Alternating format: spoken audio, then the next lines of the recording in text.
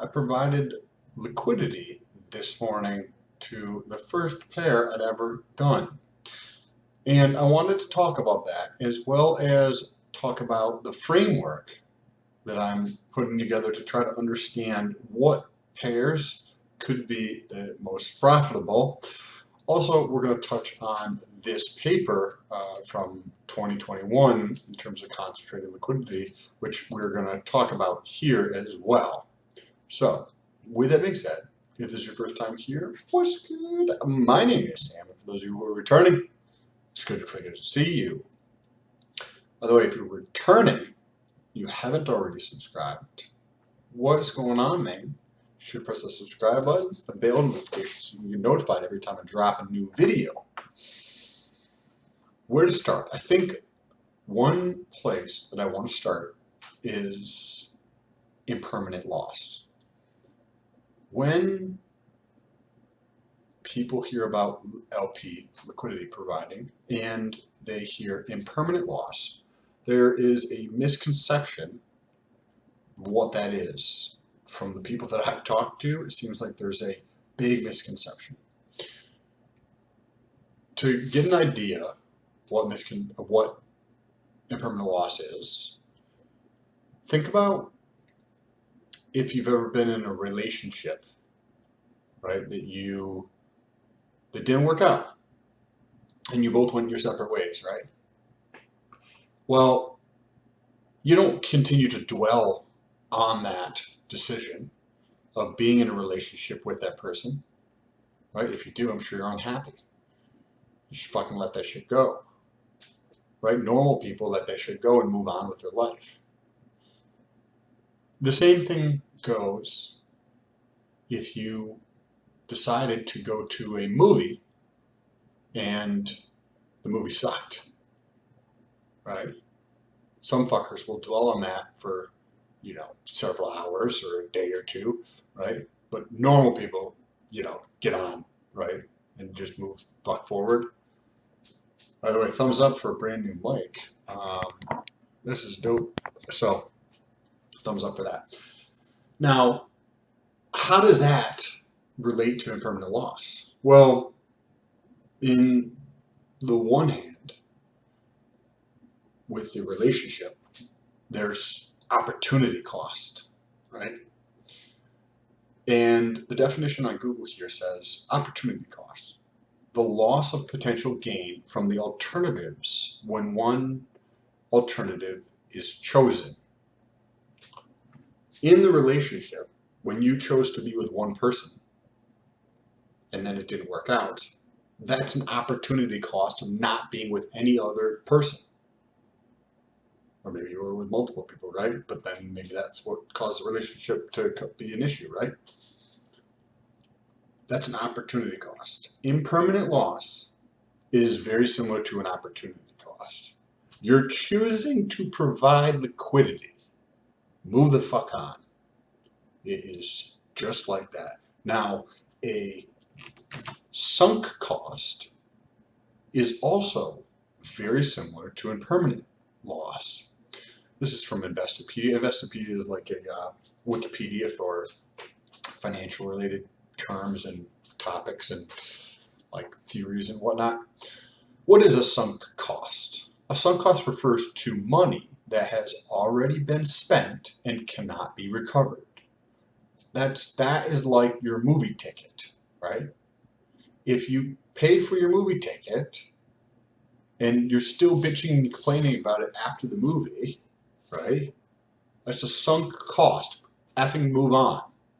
That is what impermanent loss is like.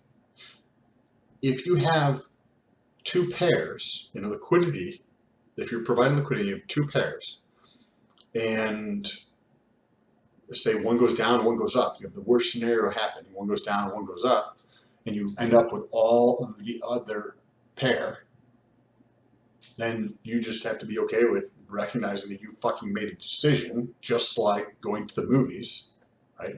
Sunk cost, or just like being in that relationship. It's no different. Just move on.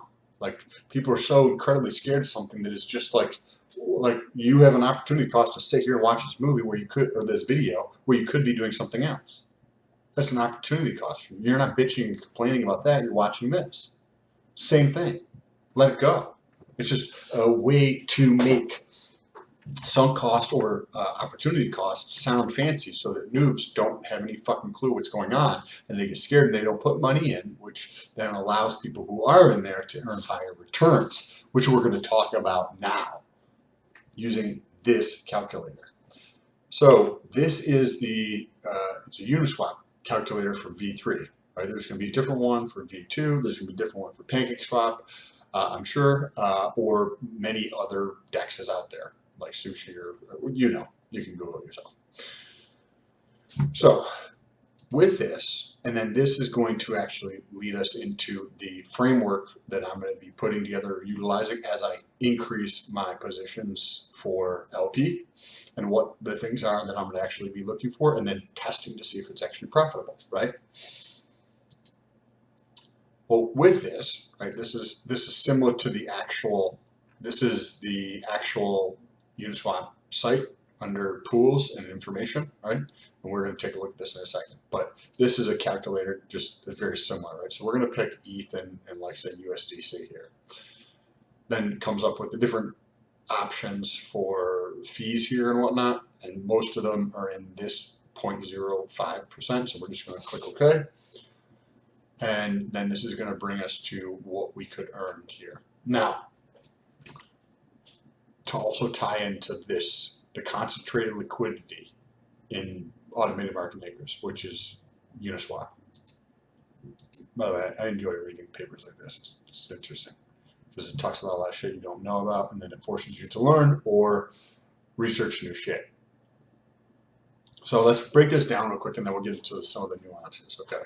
So when you're doing liquidity providing, it is always going to be in relation to the other token you have there. So it's going to be, say, $1,000, but you get to see right here that is $88 of USDC and $911 of ETH worth to come up with $1,000.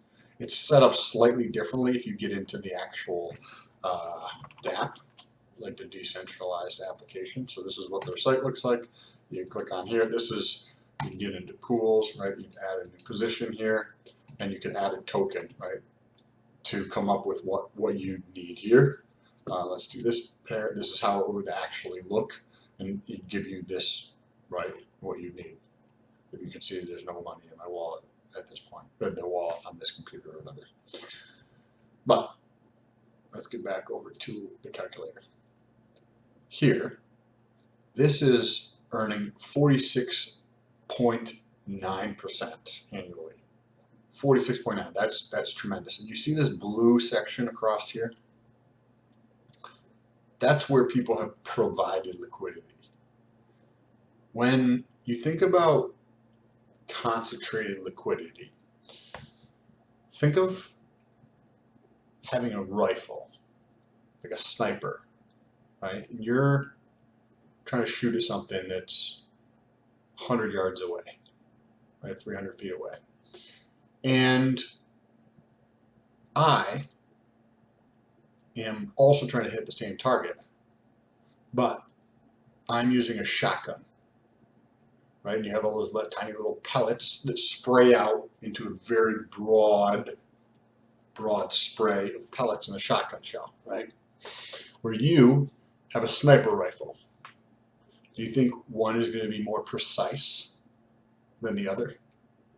That is how concentrated liquidity works.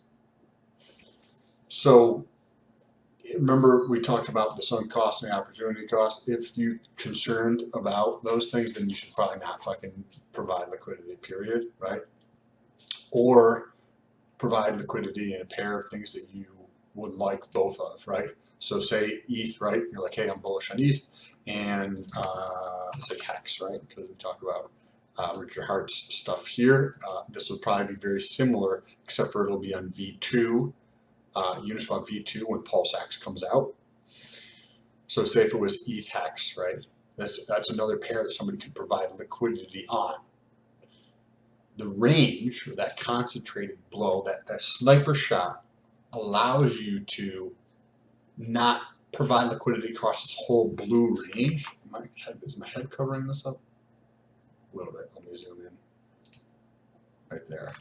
Right. And this whole range here is the entire range of liquidity.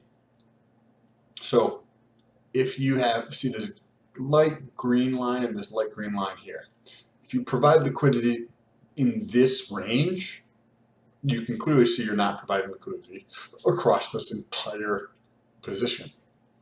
Excuse me. That allows you to take your capital and earn more returns versus somebody who is just going to sit there and provide liquidity across the whole entire spectrum of prices here. That allows you to earn higher fees in there, or provide for, if you want to diversify in some way, right? You could also diversify, right? If you had 100 grand and you just stuck it in here across this whole position, then you earn one amount, right? Where say I could take 100 grand and put 20,000 in here, but do a concentrated position, and I would earn, say, something, right? Maybe like this or something. Then a concentrated position, you're earning 280%, 23% per month. These numbers don't seem real, guys. These literally don't seem real. I have an MBA in finance and accounting from a top finance school globally, and a CFA, which is kind of like a CPA but for finance instead of accounting, and much more challenging to get. And if somebody's saying they're getting 300%, that's stupid. I don't want to say like another word for that, but it is absolute insanity. And one of the things that this paper brings up is that you can go through and actively manage a position to advantageously take advantage of what is going on. In this section here, hopefully you can see, you can't see that at all. So let me move my thing up here, or just make it smaller so you can actually see this. This is the price over the last 30 days in the ratio of the two. They're calling it a correlation, right? Of these two back and forth, of hex per ETH and ETH per hex. And that's this range that is tied in over this past, 30 days or whatever this is, from the beginning of April until the beginning of May here. Now, one thing that I found very interesting in terms of what Richard Hart talked about in a video recently was using Uniswap, or a swap in general, to enter or exit a position. What does that mean? How could somebody take a position in a liquidity pool and enter or exit a position? Well, you do that with this concentrated liquidity, right? So if I were to put this liquidity, let me move this over to this side, all in one spot, you can see that the green lines are outside of the pink line, right? The pink line is in the outside of that. So that means that it would be basically a single-sided position. And as this is what it illustrates right here, if it's $1,000, you put in $1,000 USDC, and you put in 0 ETH to be in that position. Now, when the price moves, if you think it's going to move there, you could also move both of those lines to be right by the price. What happens? Well, you're actually able to get into, assuming you wanted to buy ETH, right? Instead, you don't want to just swap it if you have a large amount or something like that, right? Or probably other reasons. You can actually get paid to swap, right, through this. So you put this position in here. I'll be testing all this stuff as I continue to learn and educate myself. But you put the position here, from my understanding, and then as the price moves, what happens to this ratio? Instead of having $1,000 worth of USDC, you change to maybe 800 to 200, $800 with a USDC to $200 ETH. As that continues to change, you would also continue to change that amount in your bag here, so to speak, right? And you're getting paid to actually do that. So I found that very interesting in a way that somebody can actually get into or get out of a position and potentially actually get paid for it, depending on how long it actually sat there. When the position is like this, you're not getting paid because the concentration, it's like you shooting at the target and you miss the target. That's what this is like, right? You're shooting, the target is in front of you 100 yards away and you missed the target completely. So you're not going to earn fees until the price goes in there, but the fees you're going to earn are going to be much more like a sniper in terms of the effect. Let's go back to this for just a moment. Let's put these really, really close together. Right. So this is super close together. You get to see right here, they're super close together, and down here, they're super close together, which means that the price is probably not going to stay within that range very long, potentially hours or maybe a couple of days if it's very, very flat in the market, but probably not very long. But what that allows you to do is be very, very concentrated like that sniper, and you're earning all the fees on a monthly basis. 57%. What? 57% on a monthly basis, 700% annually. These numbers are stupid. Okay, let's get into the last piece here. Those numbers are stupid. You won't be in that position very long though, because obviously you're going to be pushed into all of one or the other asset. So just be cognizant of that if you give a shit about impermanent loss. What factors could somebody use to pick what pools to get into? Well, when you think about this, from my understanding, right, if you have $1,000 pool and I put in $100, or $900 pool and I put in $100, now there's $1,000 pool, I'm going to get 10% of fees on that pool. So pool size has something to do with fees, right? You're going to earn a higher percentage if the bag is smaller in terms of the pool, but also and be cognizant. Like, so if you decide to do some strange fucking pair and you create the pair or add to a pool, right, and that coin is a scam, it could go to zero, right, and then you're holding all of the scam coin that's at $0, right? So you don't want to provide liquidity on something like that. Provide liquidity on things that you actually trust, or like that you wouldn't mind holding all of one or all of the other in the case. So the total value lock, that's this number right here, is important, right? Potentially smaller could be better from a fee standpoint. And then the volume over the last 24 hours or 7 days, right?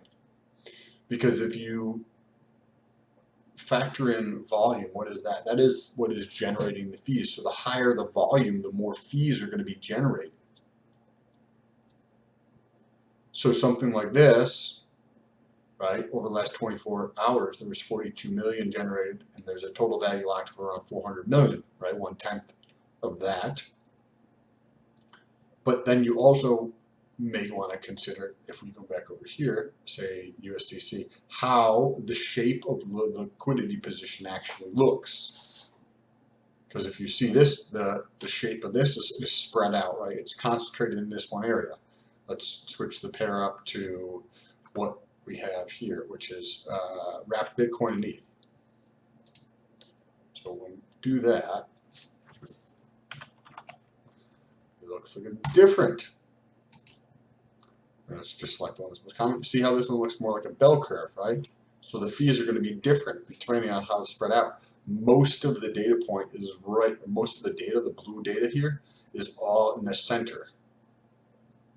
Versus like in the other scenario where it was spread out differently, lopsided to one side, or skewed. There's like a skewedness to it, as the statistical term, I believe, to the data. So there's going to be some things to definitely consider. I'm going to iron out more of the actual framework. Now I just put in hex here, And if you come down here and look at these, right? Because I'm like, okay, what's something that I wouldn't mind owning? Okay, I wouldn't mind owning Rapid Bitcoin. I wouldn't mind owning Ethereum, right? And or USDC, right? But what are some ones that maybe less people know about? Well, that would be Hex, right? So I'm like, okay, if there's less people aware of it, then it's probably a potentially better opportunity when you understand what is happening with Hex right now and how they're gate capped and all that kind of stuff, right? So look at this. We have the TLV, the total value locked here in this pool, Hex USDC, 1% fee is 24 million, and there's been $4.6 million traded over the last 24 hours. So you're like, okay, 1/5. That means this 24 represents, let's pull this calculator up, something like that. So we have 4.62 divided by 24.15, that's 19. So I would expect, right, if you run these numbers in the calculator right here, this holds true, at least from my current testing. This has a smaller TLV, the total value lock, and as a when you look at the volume, right? So the volume represents a larger percentage of total value lock versus, if we go back over here, 42 million, 42.57 divided by 394.25 is 11%. So the total volume over the last 24 hours for USDC versus ETH is 10% of the pie, so to speak, versus when you look at it for Hex and the USDC pair, this combo here is 19 and change. So you would expect this to be more profitable, at least from my understanding of where I'm at, right? This is going to be more profitable. The same thing, say, for Hex USDC at the 0.3% fee, right? Look at this. I would expect this to probably be more profitable. We have, let's see here. 7.18 divided by 16.34. This is 43%. 43%. That means the total volume. Why is this important? Well, if you have a shitload of volume in a pool size that is smaller, then that means that pool is earning a boatload more fees. That's why. So there was $7.1 million of Hex USDC at the 0.3% fee, and that represents 43% of the total value locked, transacted. That's in a 24-hour period of time. That's a lot more fees than if it's a smaller percentage of the pool. Same thing works here, right? This one's an even smaller size pool. We have 5.79 divided by 11.73. It's 49, right? So I would expect that this to earn greater fees. This is Hex ETH, right? To earn greater fees than either one of those, just due to how the math works on this. I'd like to hear what your thoughts are down below. You can see over here that there's a bunch of pairs which don't have anything fucking associated with them, right? There was Hex ETH 1%, and there was like 10,000 or $900,000 worth of that represented. I actually didn't check this one at the 1%, but that also would probably be very profitable. Let's see what it is. So this is 9.75 divided by 394. This is 0.02, right? So this one, the volume is so low and it's spread out over so much that this is not probably as profitable as the other pair. Not saying for sure, but this one would not appear to be as profitable as the other pair. Love to hear what your thoughts are down below in the comment section. What do you think of impermanent loss? As a sunk cost, as an opportunity cost, or are you scared of it? If you are, you can check out my other video that I did on that, explaining it in a lot more detail.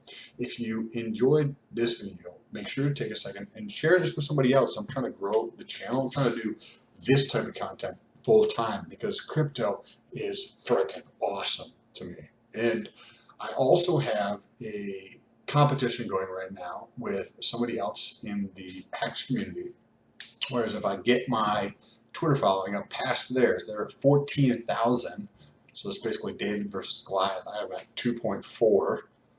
I've got 2,400 and they've got 14,000. So if I can get my Twitter following up past their Twitter following, then I get 50,000 hacks, right, which is around $8,000 at today's prices. So if you want to help out there, my Twitter is down below. Appreciate it. Jump over there, say what's good. Also, I talk about Twitter. I talk about crypto stuff on Twitter often and several times throughout the day. So if you like crypto stuff, you should follow over there anyway. And if you do, that also helps me out in the competition. My other channel for fitness stuff is around here somewhere. You can check out that channel as well. Appreciate you guys. I'll talk to you soon. Peace.